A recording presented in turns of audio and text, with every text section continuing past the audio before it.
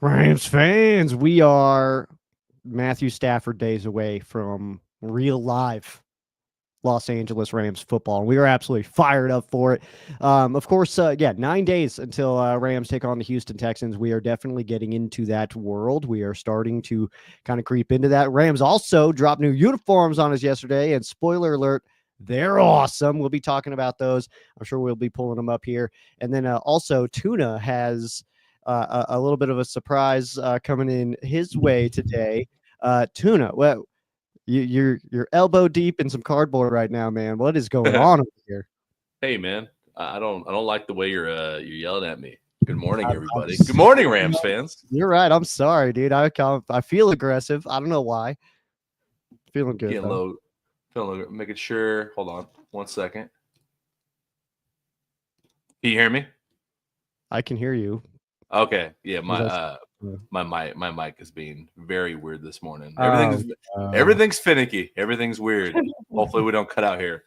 But yes, our good friends at Action Engraving sent us something that we ordered from him, and I'm excited to check it out.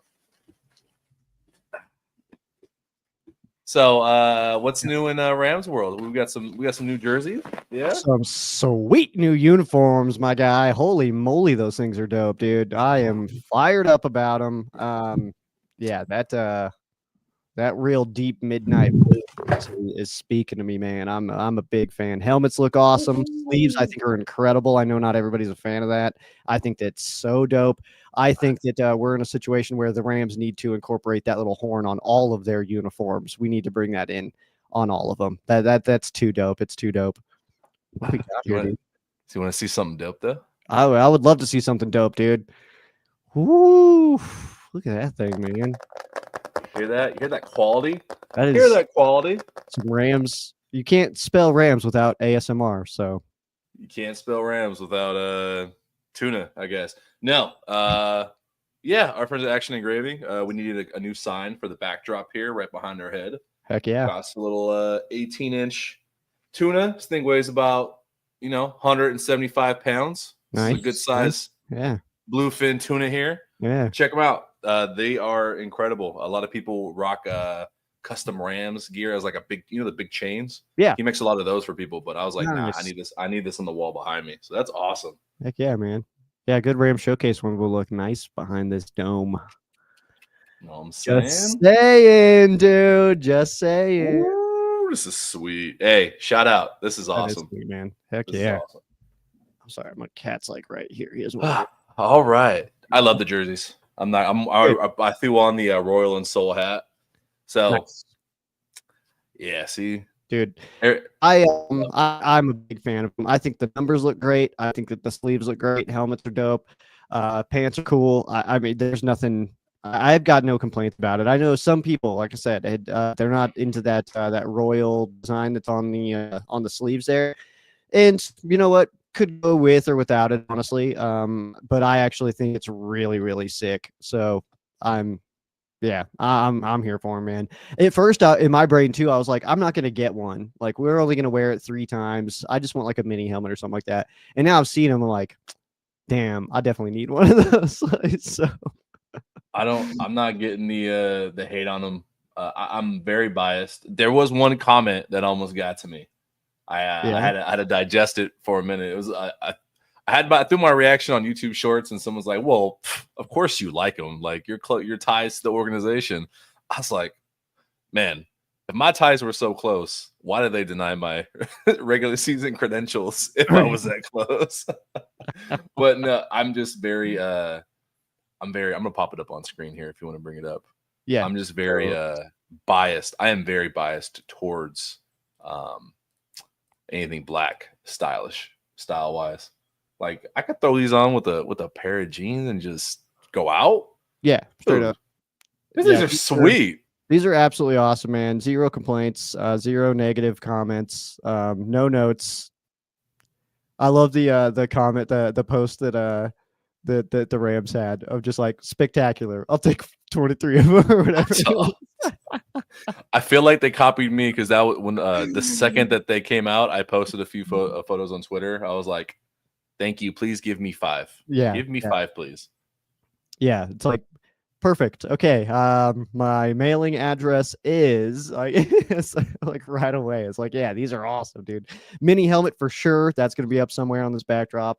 Hopefully those come out. Honestly, I know that that's not a guarantee that we're going to be able to get mini helmet versions of these, but Yeah. I'm sure. I don't know. Maybe it's possible. Maybe it'll be a stadium thing. Maybe you'll have to do it while you're there.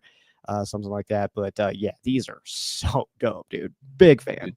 These are very badass. You know who will not be wearing one of these jerseys though? Who's that? Micah Parsons. That's true, man. He wouldn't be wearing one of these for sure. He's gonna be rocking some different stuff though. Dude, Dallas is gonna be so bad this year, man. Like I was already mad that they were on the opener at Philly because that was already gonna be a 35-point game. Now it's a 42-point game. So I don't know, man. This is was They're ridiculous. not, yeah, they got someone in return. I don't remember what player they get in Kenny Clark. return. Kenny Clark. Gonna stop the run. That's what Jerry Jones said. This is why we made the trade. You know, we want to stop the run. I'm just very confused, man. Like, you couldn't shell out for a like generational player. You couldn't you couldn't pay him.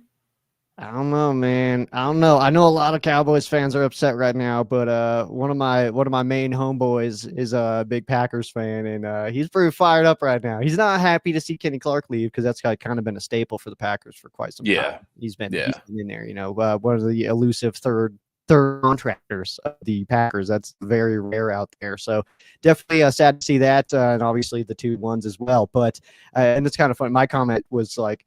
It's like, damn, dude, you guys got Micah Parsons for 2-1s. We got Jared for just one. It's cool. But my I don't know if it's a hot take. I know some people are very like hot and cold on the Packers. Some people love or hate Jordan Love. I'm more on the positive side. I think he's got a lot of cool tools. I think he's going to hit a really good year this year. And there's a different window within Green Bay, man. I think when your organization takes swings and does things right by the players, like, hey, like showing like, hey, we want to win. Like, no, this is on you guys. Like actually putting them in good position. I think the Packers are very fucking scary. I think they were a worry already, like a contender. Now you had Micah Parsons on what's supposed to be already a very good defense. Dude, that's very scary. And the fact they finally drafted a first-round wide receiver, I think they are legit. Like, I don't think they're bullshitting over there. I definitely agree. Their wide receiver room does raise a lot of questions for me.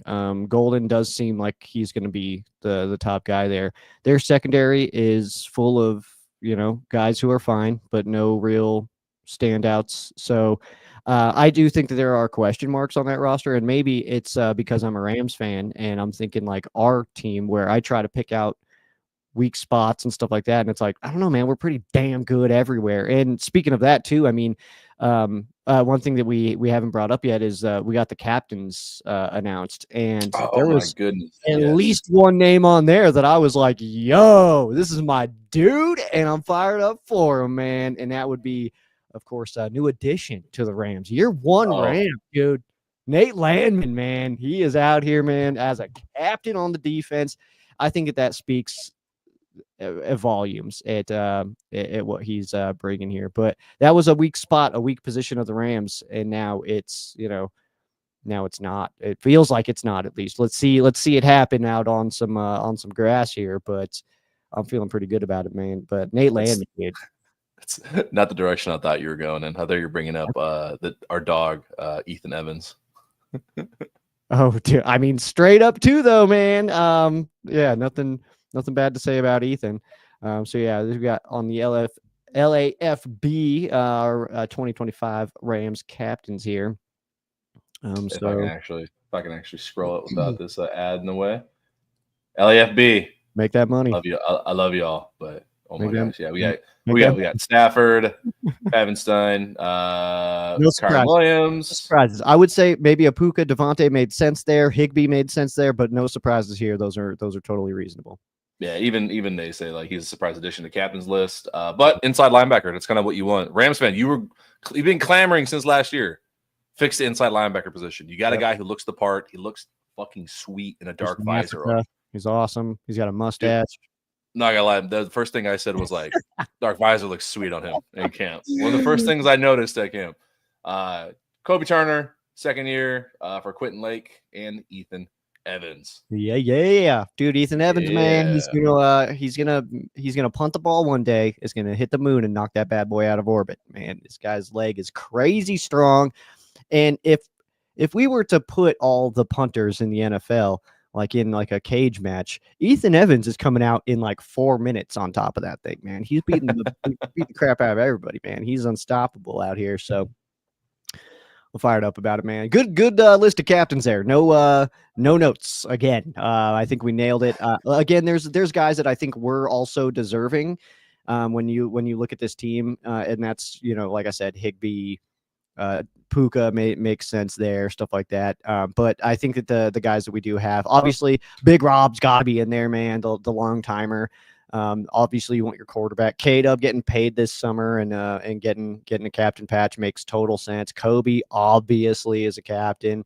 Captain Q, obviously that's his nickname. He's got to be a captain. You can't just be not Captain Q. You know what I mean? So, and then Landman, I would say, is the only surprise, but also I like with the players voting on it. I think that's just such a vote of confidence in Nate Landman, and a reason for Rams fans to be excited. I know I saw some people that were like, why is he a captain? And it's like, well, he's about to show you. Let's keep in mind that we haven't seen him out on a field yet for us. Like week 1, week 2, week 3, that's when we're going to be like, oh, okay, that's why he's the captain. I fully believe that. But again, I was like, I don't say this to hipster it out, but like being probably the first one on the Nate Landman train, I'm just fired up for him, dude. Like this is, I was hyping him all summer long, dude. It was like this is a big addition for the Rams, and then it's good to see that like other Rams media stuff is in that now, and now the fans, and now he's a captain, so you know the players are in on it too, man. Nate Landman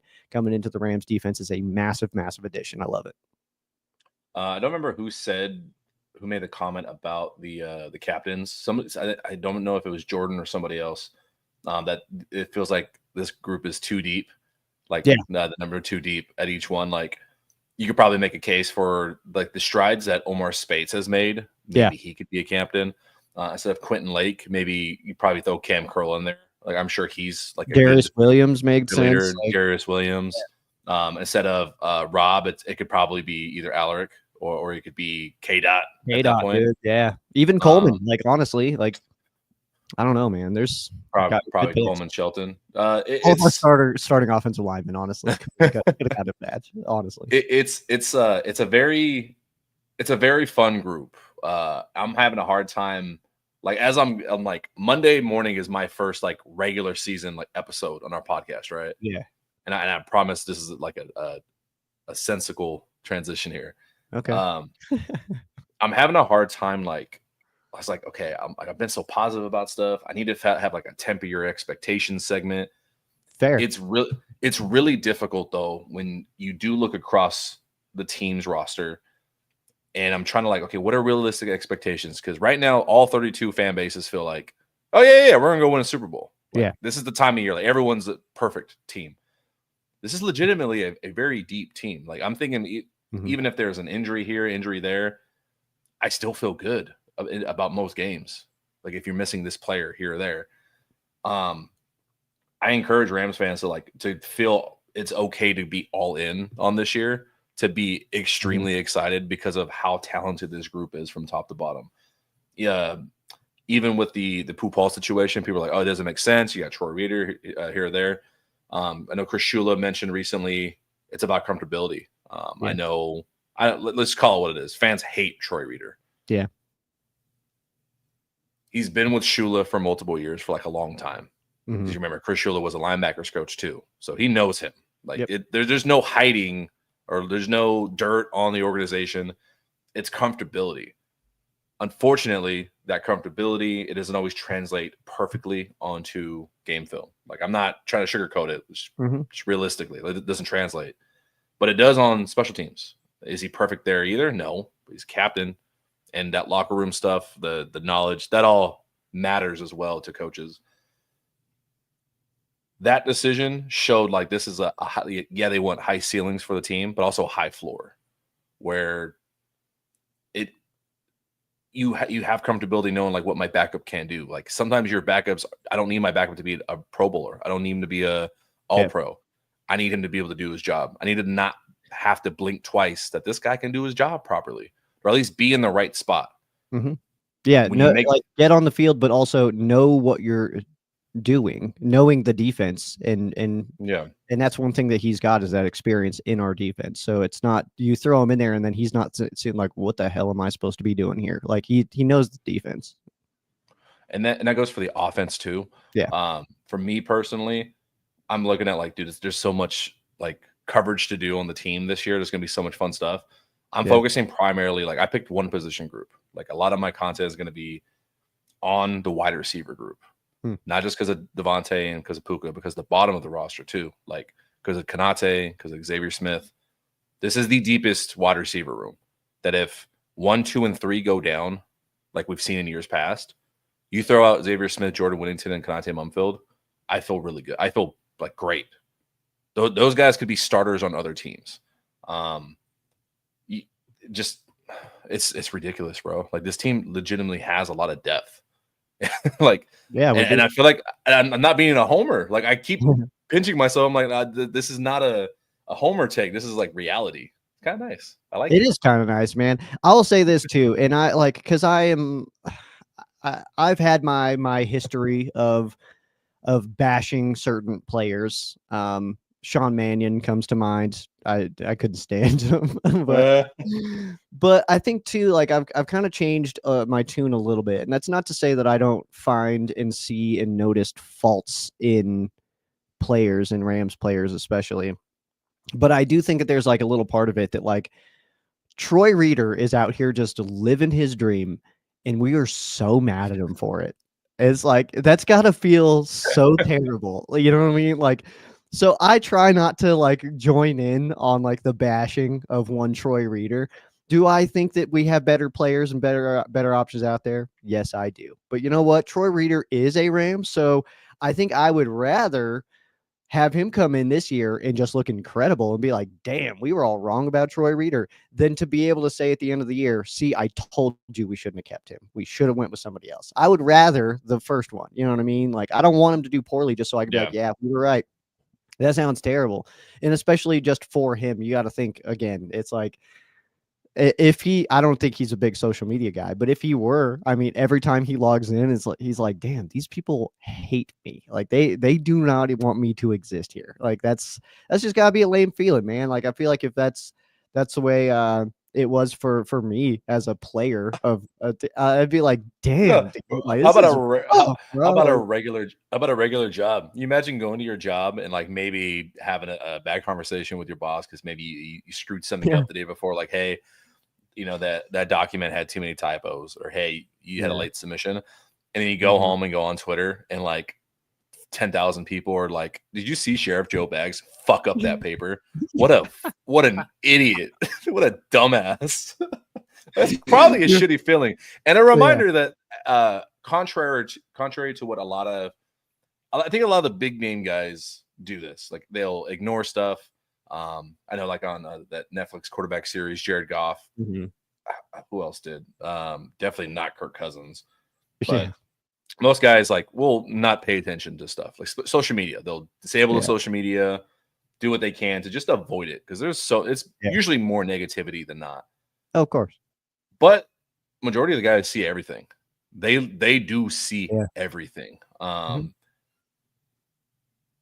gotta be careful of that if you're in media. Just saying. Yeah, absolutely. Well, you gotta think too that like the teammate, even if they are not, the teammates are, and so like, what if there's and their families? Like what Paul wasn't off of social media. He was around. So what if he's sitting here thinking like, oh, these people hate Troy Reeder, so I should be safe. Like I should be able to get this job. They can't stand this dude. You know what I mean? But also Troy Reeder didn't play in preseason, which was your first clue. He was not getting cut. He was sticking around. Like I think that anybody surprised by that is like, oh, you're not paying enough attention. You got to understand the team a little bit. If you're not playing in preseason, you're a healthy preseason scratch. You're probably in the 53. Like, I don't know if we've seen anybody get cut after just not suiting up for preseason at healthy. So I don't know. Yeah, it's but I do understand people's frustrated. And I feel I hate that we're bringing this up, but Yeah. it is one of the frustrating parts that people feel with the McVay era when it comes to handling like one injuries, like being open about it. Yeah. But then two certain transactions. That this Pooh Paul thing did give me shades of Ernest Jones. Like to this day, we still don't know why Ernest Jones was just moved so quickly for what was in SpongeBob's pocket, like a piece of string, a button, and a paperclip. Captain to cut, man. That's crazy.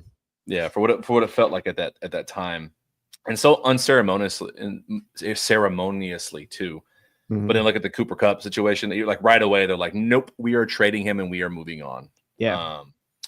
They don't really play a lot of games when it comes to certain stuff. They make the decision, move on. They always feel like they're doing what's best. They're always transparent with it with the player behind the scenes. You would assume so. But it still never feels good. I don't know, man. It was. I wonder if they had the plan. Like maybe let me be devil's advocate. Maybe they just knew, like, okay, we're picking up Sean Dolak. Like we like him as well. We're probably going to only carry 4 linebackers. If we carry a 5th one on practice squad, it's going to have to be because they wowed us somewhere, and we're like, we cannot let this guy go. But let them compete. Let them take that 4th spot, and it doesn't feel like wasted capital because we got Dolak as an undrafted free agent. So you can literally just pretend we fill that position with the Pooh Paul draft pick no matter what. Yeah. Still feels weird, though. I'm sure in 3 years we're going to look back at a different 4th or 5th rounder and be like, that could have been, where we drafted Pooh Paul instead. Yeah. That's always, I mean, you can do that for every draft, you know what I mean? So look at all the people that passed on Steven Jackson. We got him, 24 overall, like stuff like that. It's like, even we passed on Aaron Donald once, you know what I mean? So it's, it's one of those. But yeah, I would say that I think the way that the Pooh Paul kind of stuff kind of all unfolded, like, I mean, I didn't expect him to get cut. I thought that it was kind of understood that this is a developmental guy. He's not going to come in year 1 ready to go. As we kind of heard, 2nd round talent, but he dropped to the 5th. I think that the Rams ultimately took a flyer on him in the 5th, and we're kind of like, look, his upside is there. Let's bring him in, have him do camp with us and stuff like that, and see if we think that he fits. And then they decided he didn't. So I don't know. I understand being like confused and being like, man, that's crazy. I thought he was going to stick around. That makes total sense. But to say today that the Rams made the wrong decision, I think is way overblown. We don't know. We have no idea. And also it's not like he got claimed on waivers or was on an active roster. You know what I mean? He's on a practice squad of a division rival. So it's like, yeah, man, I don't wish anything bad on the dude, but clearly the Rams saw something where they were like, nah, we're all right. Like, yeah, it's like that's just my one beef with the organization is not knowing why they made certain moves. But I got to give them a lot of credit in regards where it does remind me how the Rams operate in regards to transactions and not really having leaks. Yeah. Like you don't really hear, bullshit drama. Go look at Dallas and all that shit. Yeah. Honestly. Seriously, compare Dallas' situation, compare Cleveland's situation with 17 quarterbacks, compare other teams' dramas where it's like, oh, this guy's holding out. This guy is subtweeting at the team. That doesn't happen in Los Angeles. Like, correct me if I'm wrong. Like, I remember the Deshaun Jackson stuff, but I can't remember, like, even Kyron Williams. Kyron Williams was like, no, I'm here. There's no drama. Like, I'm just going to show up and do my stuff. And I think there was one day where people were like, oh, will he? Won't he? They take care of business. They keep everything in-house. McVay is a lot friendlier to media, but there's a lot of similarities to an old dynasty over in New England that they remind me of. Yeah. No leaks. Everyone does their job. They're pretty ruthless when they move on from people. Yep. A lot of nonsense speak to the media. Yep. And they win games. The only thing different is they haven't won 6 championships in the last 20 years. So, but apart from that, it does remind me of the Tom Brady, Belichick Patriots in a lot of different ways, the way the organization's run. Same, especially the way that, everything is kind of just tight-lipped. I mean, this organization's watertight. Nothing's getting out. You got to love that. Because also leaks are dumb. There's nothing lamer than a leak. You know what I mean? Like, see it just scrolling on Twitter, and then you see my best example of the lamest like unveiling of all time is when that person took a picture from like across a warehouse of the Jets uniform and then posted it on Twitter. And it's like, what a lame way to find out what the uniforms are. Like, that's so dumb, dude. Like, it's like Ooh. real stuff is just so much better anyway. You know what I mean? Like, or at least like a good look at it. Like, it's all blurry from like far away. It's all zoomed in, and it's like, damn, yeah. Well, you can see what it is, but it like it's all blurry and lame. And then they're forced to just release it because you have to. But Rams don't do that. I love that. I love that there's no leaks like that. And yeah, there's certain information where it's like, yeah, it was what I would love to know exactly what's going on with Stafford's back. But you know what? I'm also not the like we're just dudes out here. So it's like if it gets Yeah. to us, then that means it gets to the Texans. You know what I mean? And we don't need them having insight on how Nine's back is feeling ahead of that game. You know what I mean? So it's fine. What a nice transition you just did too. Speaking of Yeah, like Houston, 2 minutes, but yeah. yeah, no, not to start it, but just to basically segue into what will probably be our next 3 episodes next week, Monday, Wednesday, Friday, 7 a.m. As always, we're here. Like, we're done. Jerseys are out. Rumors are done. You know, guys are cut. The roster's set. Your captains have been named. This is regular season. Like, we're here. We have football next week. Like, in less Yeah, than 7 days, there is NFL football kicking off. yeah. Monday morning, I know we're going to start talking about the Houston Texans matchup. Because I kind of like how we not to stroke our own egos, but I like that we have, short bursts of 30 minutes where we just like, hey, let's talk about the offense, let's talk about the defense, yeah. get some quick hitters. I'm excited, man. It's It's gonna here. be fun, man. We are It's here. here. It sucks that the opening game is Dallas versus Philly because that's such a lopsided matchup. I think Dallas is going to be one of the worst teams in the NFL this year. I was saying that before the Micah Parsons trade. Now you're going to have 20 seconds to find a receiver if you're going against the Dallas Cowboys, which is cool. I am going to draft like that passing game in fantasy though. Like, give me George Pickens, because they're gonna be the 2024 Bengals. They're gonna score 40 points, but I also don't think lose so either. I don't think that either. 40 to 50 every game. We call it the Daxus for a reason, man. It's the most average quarterback in the NFL. You can have really, really sick weapons, and you can certainly move the football doing that. But ultimately, I think we're closer to the 21 points a game than anything else. But that Ooh. defense is like 35 a game. So I think it's going to Did be a I bad time did for I Dallas. did I hear that? Did I hear that right? Did I hear you? Is it catching on? Did you just drop the Daxus reference? I did. Yeah, it's trademark People Tuna Are 2025. people ready for that? That is coming out next week. That is coming next week. I'm so excited. I'm so excited. The Daxus chart. There you, Yeah, as a hint, if it's been a while, we've talked about it on here. yeah. I've coined it the Daxus chart. Shout out to the boys that used to be around the NFL, Greg Rosenthal and Dan Hansis. It used to be the Dalton line.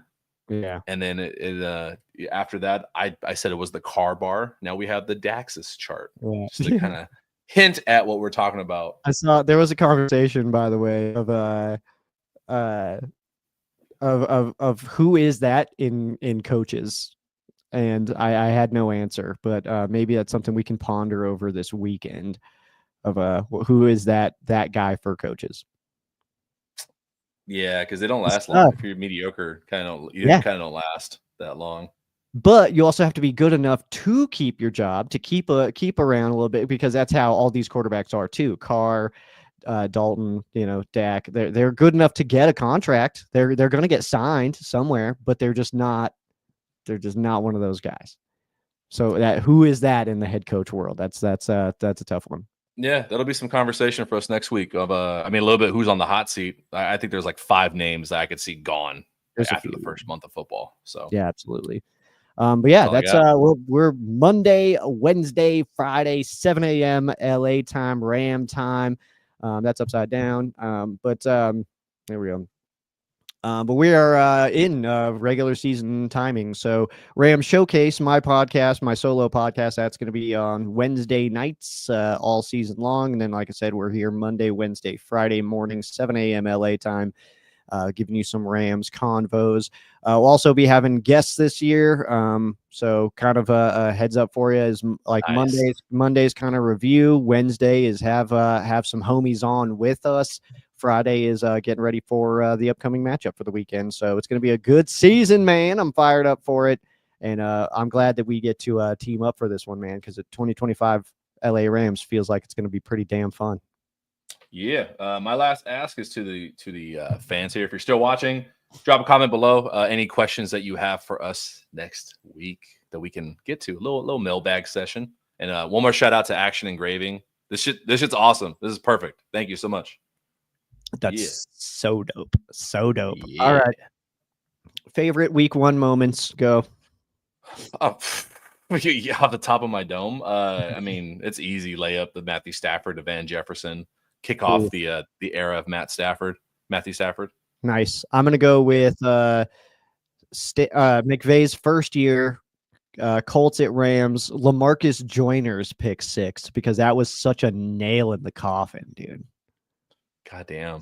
I can't think of Rams specific ones, but I do think back to was it Sunday Night Football a few years ago? Looked like Lamar Jackson to Isaiah Likely for the game winner against the Chiefs, I think. But his like pinky toe was this much on the line. Chiefs win.